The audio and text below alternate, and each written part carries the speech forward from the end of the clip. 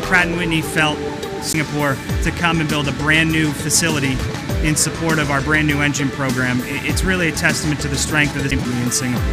What's special about Singapore is we share a common goal with the Singapore government, which is investing in the future, developing talent, and innovation.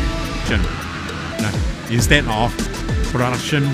Technologies that we have. Our systems are fully integrated.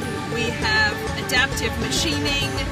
We have hands-free operations. Definitely, I see there's a huge future in Pratt & Whitney. With the launch of this new production factory in Singapore, we have worked hard to attract the best and the brightest talent that Singapore has to offer.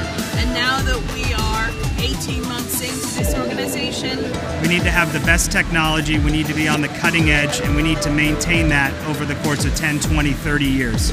I think the future is very bright.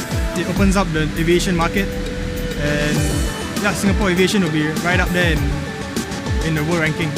So I hope next 10 years we are very busy and a lot new machines and new technologies here.